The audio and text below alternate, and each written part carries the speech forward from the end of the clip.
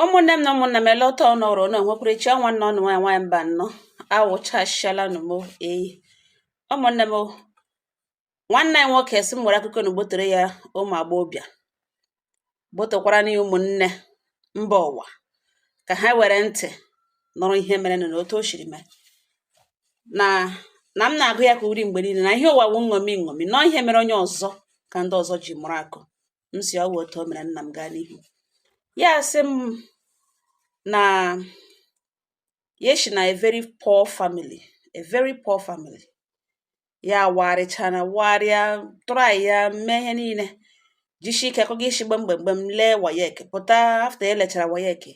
ịchọta ihe ya ga-eme ma nwedị ime ya nwụdeze ya maha ya agaga aka ni ya agaga aka ekpa at the age of 27 ka ya gawara ịgba boy bịakwanụ savụ ọga ya wetu isi ala mụọ ahịa savụ ọga ya ọfụma na ihe kwesịrị ịsavụ ọga ya 4 years ọga ya bịara bịa nwee problem na business ya kpatara na ya ejiri nọọ ha extra 2 years making it 6 years ya savụrụ this man mgbe ya gbachara boy ya akọọla 33 years already Chukwu emekwe na ebere ọga ya setụlọ ya ọfụma setụlọ ya ote a na-eshi edu nwa mere ọfụma gọzie ya ọ ihe nkwa niile o kwere na o mezuchara ya baiga bido zụwa ahịa ebe a na-agba mbọ eme biznes ya na mma na nwoke abaina nọ na nwoke ya sị ka e buru ya aka abụọ ya chọọ nwa nwere mgbudo obi ga-eme understand so that ego bataghala ya aka ya lụpadekwe nwanyị ebe Chukwu emere ebere diọkpara nne ya arụtala ụlọ ya onwe kwere ejikwele n'ihi ya ala mbi ebe ya ga-anọ arụ ụlọ na ọgodo na ya lụọ nwaanyị ya chọrọ nwunye ihe ọ ga na-eme ha tụkọzi aka tụkọ isi ọnụ mara push we life na ihe na ọwụ ihe ya planụ o ruo na 2023 ọ mgbe eduru ya enwekwara na nwatakịrị dị mma ma agbọbịa ọma mara nnọọ mma dị oke ya laikiri ya na ya bụ ebido mewe ihe na ha akpala for like 4 months ya fall in love, deeply in love with this lady. The lady bịakwa nọ na-asị ya na ya dị 27 years na na-ele plan ya nwere kee plan ya nwere ya gwawa ya sị na ụta ahịa shiri ju na shop a na ihe awa aka ahịa ego ejiri du ya ka ejiri kpojuo shop na ya azụbeda ahịa azụrụbeda ya 1 year ka eji azụrụ ya zụpụta oke ego na ya ji ọsụrụ bido na ya nwee ndidi na ya wụghị onye na-eme eri na isi kpakọrọ ya ọnụ ote ya gwara na ya hụrụ ya n'anya ndị ya onwe makwa na ya hụrụ ya n'anya na o nwere ndidi at least ka ya zụọ ahịa nụ for 2 years by 2025 ha settle down the lady asị gịnị 20 gịnị by ihe a na 2023 ya nwa dị 27 years na no na ya planụrụ ịlụ di nụrụ n'ụlọ di ya at the age of 29 30 na ya chọdịghị ịkpa ụkwụ 30 years still single no ya elege ihe ka ahụ enweghị ya ma ya ga-eme ihe ya na-aga emewu ego eji aka ji ọsụrụ du ya biznes ya ka bidoro eshi nga wepụga ego ga-emewe ihe alụlụ nwaanyị na ọ ga-akpachi ya azụ na ya amaghị onye ya ga-ebite ma ebe ya gaghị ugbu a na enweta ọ dịrị ya arịọga ọjụ ya emitie mmadụ ledi gbuo ikpere n'ala na-arịọ ya si ya biko na nwaanyị ma ibe ya na ọrịa tụrụ ya nwa ya kama ọnwakwa ọtọ ya chọrọ ha chọrọ ka ya shi pruvuo na ya ga-alụ nwanụ by 2025 naanị ihe nidiri ka o nwee ndidi were ka ya na ya abụọ nụrụ n'obi ọma na 2025 na ọ ga-awụ dia yie the woman asị lailai na mmadụ aga-ata iwu nwa ya down with such promises na 2025 na ọ dị too far na nwa ya dị 27 years already ya rịọ ekweghị ya nụra n'onwe gawa na shade ya ọghọta ihe anụ ntara ka ya nọ the girl agwa ya sị na ya achọghị ihe kpoju na ya na walk out of this relationship ya bege rịọge okwe ọpụwara onwe ya kpo ya ọ naghị epiki ọ blọk ya nụkwara onwe na-azụkwa ahịa mewere mmenụ biznes ya gawa ọ ya ka ya nọ after like 8 months the girl akpọ ya si ya na ya nwere problem na ya nidiri ego by then abanye na 2024 8 months after the breakup na ya nidiri ego ya jụọ ịsọwa ego ole okpuo ya send the money nakwa na-ele anya ma ego anyị ya nyere ọ ga-eme ya agbanwe obi ya bịachina back to him okpo ya si ya thank you na ya hụ na the money. Ya jụọ esi ha ga-ahụnụ. Ọ jụọ esi hụkwa nna gịnị ọ ka abịa ekwugharịwakwa ihe ekwuru ekwu ole ihe a na-ahụkwanụ na ya gwara ihe nye condition na ihe a na-anọ n'ọ 2024 na ajọ sụbaiga 2024 no condition na ya kwụ ebe ya kwụ ka ya kwụ. Ihe ahụ ewee ya iwe wee ya ezigbote iwe. Ya gbuo n'obi ya si ya na ị chọzighị mmadụ mana inwe problem ga-ebịa ya so oke ya feel na mgbe ọ na-aga ego a na ọwụ sistem o ji chọọ ịlaghachita back ya were speed nye the money. Ya wụ na ya ma na ọ ga-obi ya anọghị ebe ya nọ na o muvuole on ya gara inye ego a ya wụghị ATM machine. The thing na-ewute ya nga o buru ibu mana enweghị ya kpere ihe mere onye ya hụrụ n'anya ya gbazie nkịtị. Ọ ya ka ha nọ na-eme. The same 2024 ka ya hụrụ a young girl, a very pretty young girl, dịkwanụ humble, dị oke masịrị ya. Ya elee nwatakịrị dabara ya, ọ bara ya anya, even ya laikiri ya. Nwere ihe ndị ọ na-eme na-enye ya obi aṅụrị nke hụ na-eme na o nwere nsọpụrụ, ọ naghị ekwu oke okwu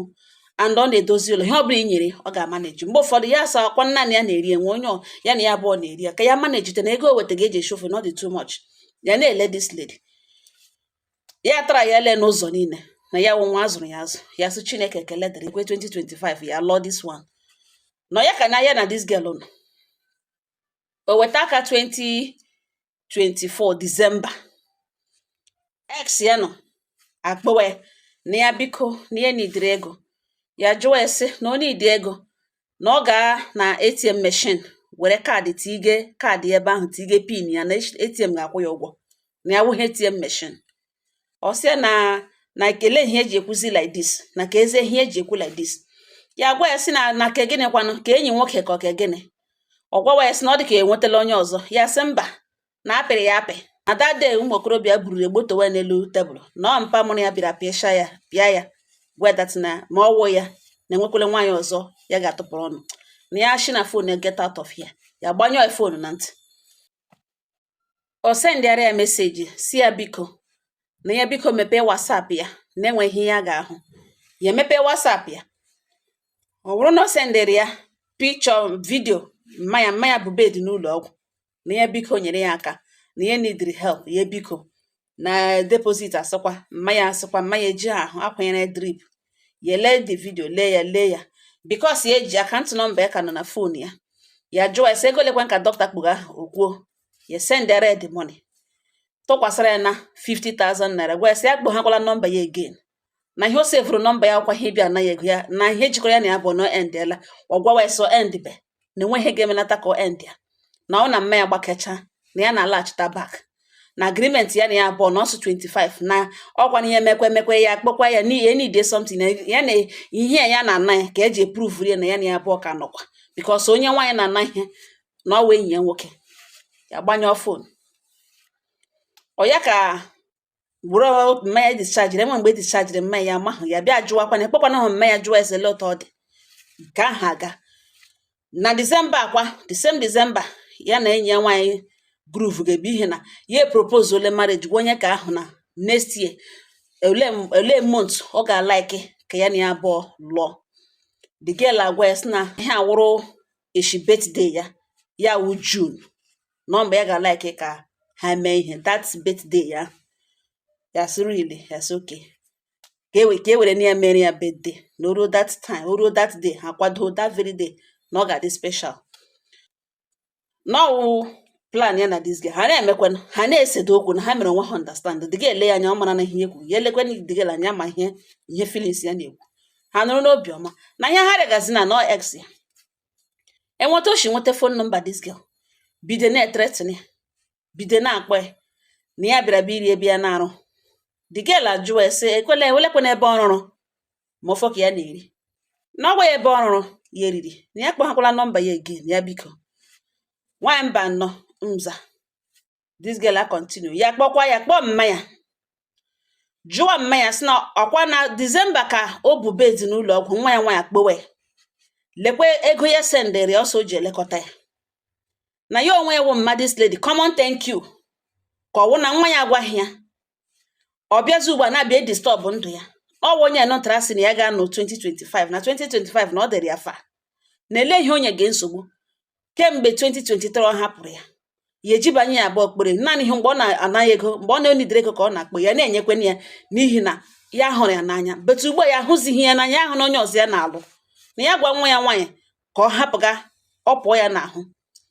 mmadụ ile ji agwa wee sọ dịkwa n'izi na nwa ya nwaanyị hụrụ ya n'anya na nwa ya nwaanyị sị na ọwụ ya wụ nwoke mbụ ya na-enwe ya jụọ ya kwichi nwoke mbụ na ọkwaghị ya wụ onye mbụ na ọkwa na ọhịa nwa ya nwaanyị gwara ya na ọkwaghị ya wụ na ya ọkwaghị onye mbụ na nwa ya nwaanyị emekata gwekwele na ọgakwa jụọ nwa ya nwaanyị gwakwa ya eziokwu na onye bụkwele ka ya na-arụ na ọkwaghị ya wụ onye mbụ nwa ya nwaanyị nwere biko na ya wụrụ onye mbụ ya ọ ga-eshi ụta ochi hapụ ya ya nwakwa na akwara hapụ ya na agwakwa nwa ya nwaanyị si biko hafụgo ya aka ya nọrọ onwe the woman sọ dị egwu na ọwụ nwa ya nwaanyị ga-ekwute mgbe ihe a na-eme endere o weta aka march ya zụọ moto na enwere obere moto ya zụrụ ya na ama na-eji this ex ya ekopụzie onwe ihe wee kopụ na nkopụ ya na-etretinzi this current girl ya na ya abụọ maka ihe ugbu a na o tretịrịgidene ga-tretịnọ ya that na ya watch her back na ihe ya ga-eme ya ewere polisi ga-eme ha arrest mee this girl arrest ya bịa sign ya undertaking na ya ga-anọ very far away na enwe ihe mere this girl na ọ nọ ya n'isi mmadụ ex ya na-agwazi ya na ọ wụghị ịkwụ nwa ya ga police station nga ọrụ na ya wụ ọkara mmadụ ọkara mmụọ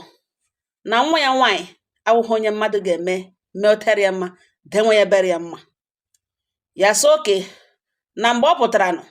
ji onwe ahụ ebe ka ewe ọkara mmadụ hụkwana ebe ka ewe ọkara mmụọ mana ihe ya chọrọ ịgwa ya wụ na o jikwa aka gbuo onwe na ya sịkwala mmadụ gburu ya nwaanyị mba nnọọ nza ọ sị ha nọrọ onwe ha ya zụkọrọ biznes ya mekọrọ biznes ya na enweghị nothing enweghị ofu mkpụrụ ihe ya like enweghị otu ochie nweta ya eche ndị ahụ awụdodo problem ya information ọzọ ya na-enweta wụ na the girl ahụrụ ozu ya n'akụkụ ọhịa ebe o gbotoro polisi abịa kọrọ ya aka na-ajụ ya some questions ya saa ha gwa ha ihe ya madebere na ya gbara madebe na otu esi mara the girl na ihe mere nọ kọrọ ha everything polisi si oke na enidie na police station ya ga-abịa si mgbe ọbụla kpere na ya ga-abịa ọ ya ka mmadụ gelu kpere na fon na-ajụ gị si ya na ọsọ ma ihe mere nwa ya jụọ eso onye gburu nwa ya so gburu mmadụ na ọ na-ajụ ya si ama ihe mere nwa ya na nwa ya gwara na ya na ya abụọ na ya alụghị ka nwa ya gwara na ọ bịaje n'ụlọ ka ihe ọ ga-eji ajụ ya that type of question na ọ wee useless mother na o soro gbufuo nwa ya the woman ya ma na o rekọdụrụ kọla were ganye ndị polisi si lekwe na ya ekwuru ekwu na o megi accuse na ọ just na-achọ ihe eji akọfọ onwe na o megi accuse na ya nwa nne nwatakịrị na ya gburu nwa ya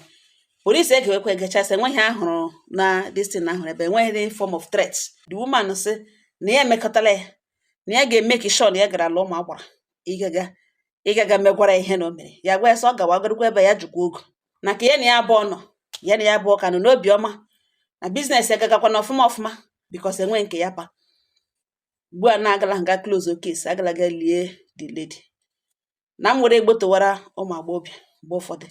gị sị na ịchọ nwoke na ọrụ ọnwa ọ bụghị ịchọrọ ego nwoke mana ịchọghị the man na ọ naghị adị mma ka 1 2 mgbe ị ga-anọ gị sị na ịchọrọ ime sososo thing achieve na sososo year sososo time na gị were nyefee Chineke n'aka na ọ bụ na ihe dị otu ahụ emeghị otu isiri chee na o megezi na nzube Chineke na ya belie fidiri na by 2025 ya ga-ahụ ya nọ nkọtọ na ọlụọla di kuru nwa 2025 ọ nọkwa na serious relationship ka o ji alụ n'ụdị ọnwụ ihe nwa ya hụrụ n'anya ọ bụrụ na ya na nwa ahụ n'ugbo ene ya na ịlụ ya 2025 ya na ebiri n'obi ọma mana ọ feel na ọ dị ya ngwa still tọnụkwa ya tu ebe ntụkwasị isi mgbe ihe na-ara ozuru ha ejizi aka ya onwe onye ma commitment o metara onwe onye ma ajọsọ ha ozi ya n'akụkụ ọcha na ọkala nọ mma ihe nwatakịrị na-enweghị ihe ọlakịrị na m ju ngwa ụmụnne anyị dịka ụmụ agbọghọbịa na ha were nwayọ na-enweghị uru ị ga-akpata na ịdị desperate ụmụnne m ya metọ m nke ukwuu Mgbe ụfọdụ mmadụ ga na-etu gold abụkashi gold, ọ gaghị ama na gold nọ n'okpuru imi ya. Unu ahụ na otu ụwa na-adị. Ihe ọwụ nkwụsị gị nwoke gị na-emega ihe plan onwe sịnụle otu ọ ga-adị mma, ọ fọdụ na mma gị na ya abụọ. Gị ile anya enweghị ihe ọjọọ mega, gị ile anya ọ dị oke, gị ile anya ọwụghị onye ga-asị no. Nyetụ n'onye ahụ a chance. Mgbe ị gbawaziri dị ụzọ from 2023 to 2025, maybe ọwụ na 2024 gị hụ ihe ị na-ahụ, ị nwere right ịsị ka ị gachi ike. Mana ịpụta gị esi mba na lekwa otu ị chọrọ ka ọ dị, otu ahụ e kwuru ya ewe otu ị chọrọ ka ọ dị. Otu ị chọrọ ka ọ dị does not really matter. Ọ wụ otu Chineke chọrọ ka ọ dị n'ime ndụ m. Ọ ihe m sị m abịa gbotere ọnụ ngalata. Udo dịrị ọnụ.